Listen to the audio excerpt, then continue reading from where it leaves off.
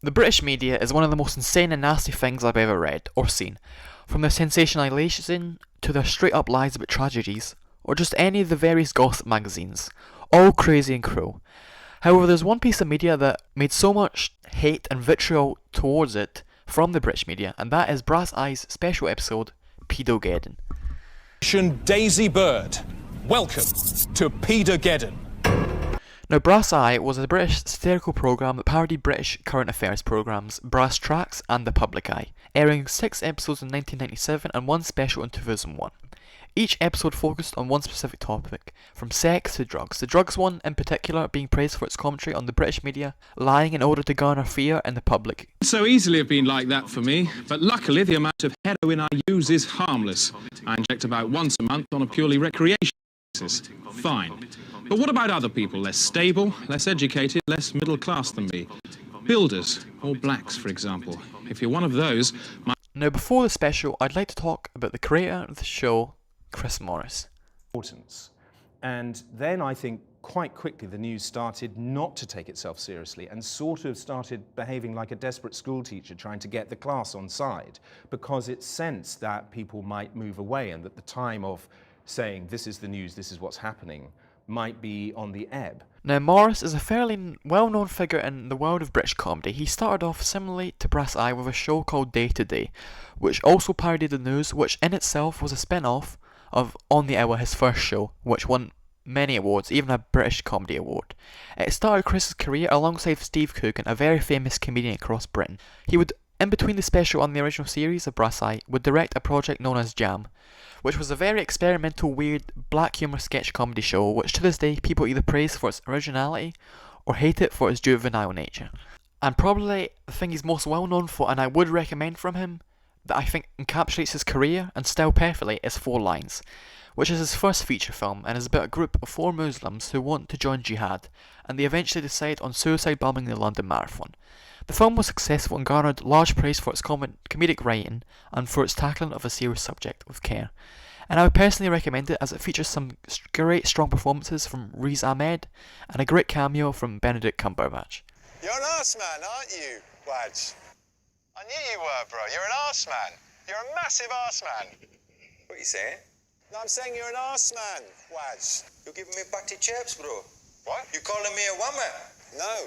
Fuck off!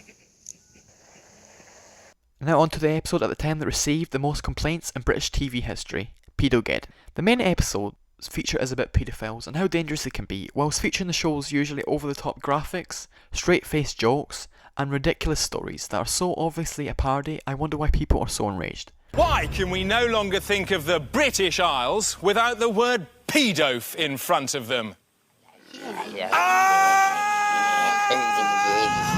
All of the newscasters are each shown to be very ridiculous, from Chris Morris's serious tone to the Hayes reporter, who is shown to strike a strange pose with a very angry tone throughout the episode, to Julia Davis, who keeps the audience updated about the UK's government's opening of football fields and stadiums to keep the kids safe from pedos. And it's so obvious throughout the episode that it's not making fun of child abuse victims, but how the media can generate mass hysteria through basically just lying. For example, this joke about a pedo that is disguised as literally just a house.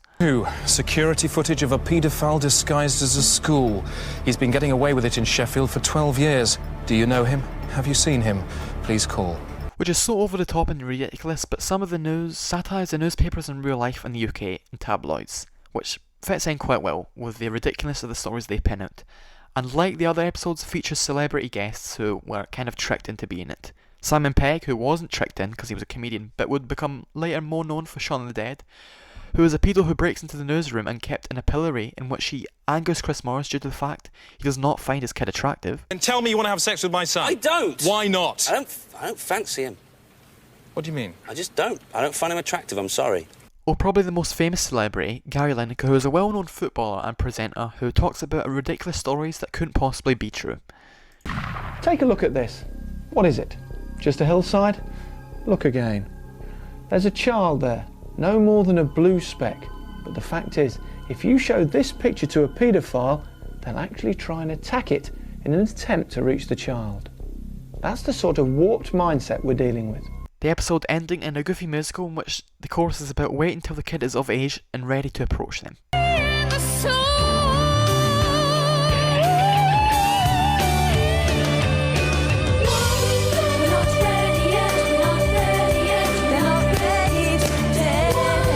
Now, during the original broadcast, it went from around 2 million viewers, dropping down to 1 million, while the show received 3,000 complaints about airing something that they saw as abhorrent and caused mass hysteria.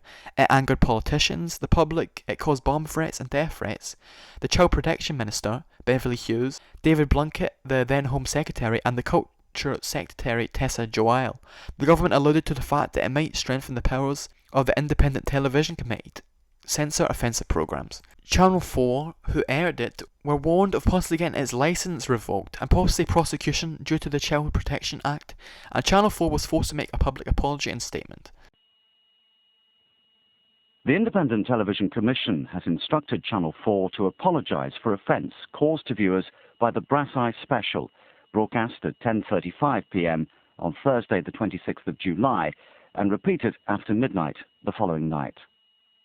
Channel 4 has a remit to make challenging programmes, and the ITC accepted that a satire on public and media attitudes to paedophilia fell within that remit.